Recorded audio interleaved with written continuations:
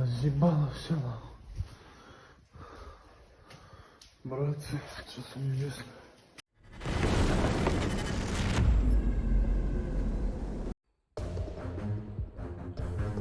Footage of the aftermath of today's ATAC-MS strike on a military unit in Russian Taganrog has appeared. This is the location of the 5th Aviation Group of the 69,555th Airbase. According to Astra's source, ambulances have been driving from the military unit since the morning, and access to the military town's territory is closed. Thus, there were 2 hits in Taganrog today. On the 325th Aircraft Repair Plant, second part of the video, and the military unit of the airbase. The Russian Defense Ministry also confirmed that there were wounded as a result of the strike on the military unit. As for the consequences of the strike on the 325th Aircraft Repair Plant, it is known for sure that the boiler room was damaged. There is no information about damage to the workshops yet.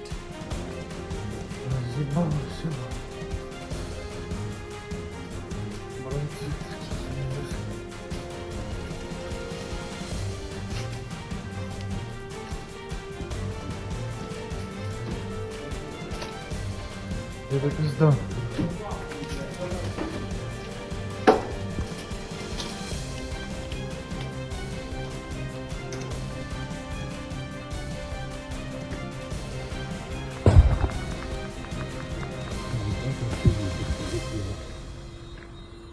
Блять, на забор лез в дырку в гараже. Хуеть. More destroyed equipment in the Kursk region, this time mainly supply vehicles, were targeted. The 1st Battalion of the 8th SSO Regiment destroyed Russian supply vehicles in the Kursk region. Destroying supply vehicles in war is nearly as critical as targeting battle vehicles because these supply lines are the lifeblood of any military operation. Supply vehicles carry essential resources such as ammunition, food, fuel, and medical supplies, which sustain the combat effectiveness of troops and weaponry. Without these supplies, even the most powerful battle vehicles and elite units become ineffective. By disrupting the supply chain, you not only hinder the immediate operational capability of the enemy, but also create long-term logistical difficulties, forcing them to divert valuable resources to recovery and resupply. This tactic also amplifies the psychological impact, as it creates uncertainty and chaos within enemy ranks. Targeting supply vehicles is thus a strategic move that can destabilize an entire campaign, weakening the enemy's ability to maintain momentum or execute coordinated attacks, making it just as important, if not more, than engaging in direct combat with their fighting forces.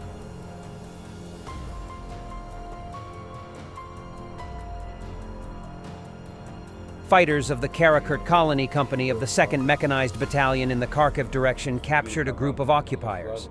Among them is the standard bearer, who was waving the tricolor. Я себя оккупантом, если честно, не считаю. Поступила команда помахать флагом. Мне выплатили 1 900 000. Пидорас, давайся, сука, тебе все равно пизда будет!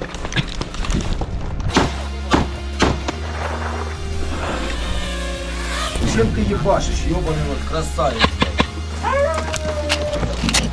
Граната! Граната! Можливо тут. Гранату туди треба закинути. Ёб твою мать! Русский солдат! Аллах Акбар! Блять, нахуя ж мені дали камеру, якщо не для цього? А ви знаєте, що тут 3-я штурмова? Ні, не знали? Та знаєте, нахуй. A Kremlin demographer has suggested launching a national project to save men due to recent excessive male mortality in Russia. He named drunkenness, fights at a young age, mental suffering as reasons that lead to low life expectancy of Russian men. Somehow, he never mentioned the war.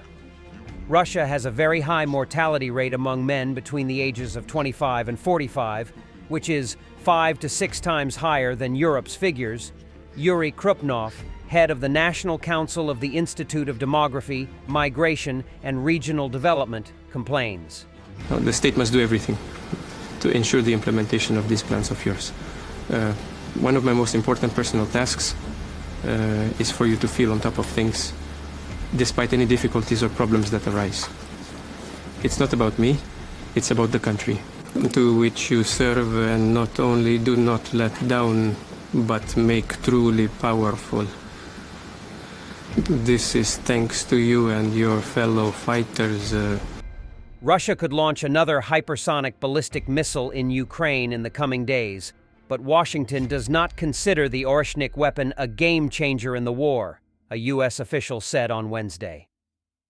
Russia first fired the Oreshnik missile at the Ukrainian city of Dnipro on November 21, in what President Vladimir Putin cast as a response to Ukraine's first use of U.S. ATACMS ballistic missiles and British Storm Shadows to strike Russian territory with Western permission.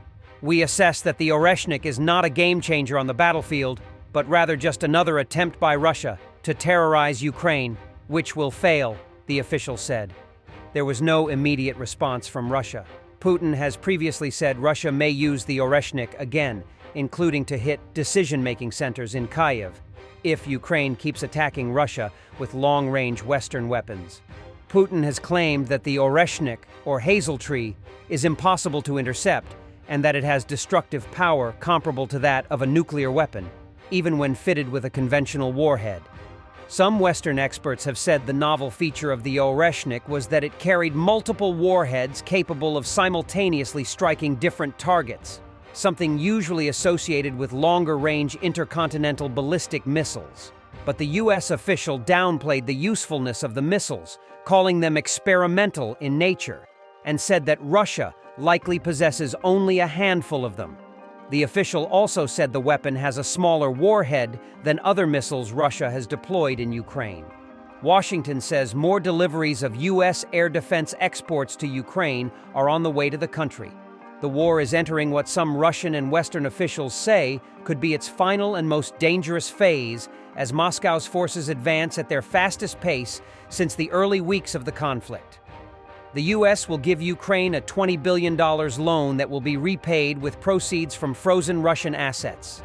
This was announced by the Treasury Department today. The loan is a part of $50 billion commitment by G7 countries. It will be used to sustain emergency services and hospitals, among other things. Ukraine has enough funds and weapons to resist until at least mid-2025, even if U.S. aid stops, says Ukrainian Finance Minister Serhiy Marchenko in an interview with El País. Thanks for watching, and don't forget to subscribe. Also, if you want to support Warthog Defense, please become our member and get early access to new videos, exclusive members-only videos, and become administrator in comment section. The membership link is in the description.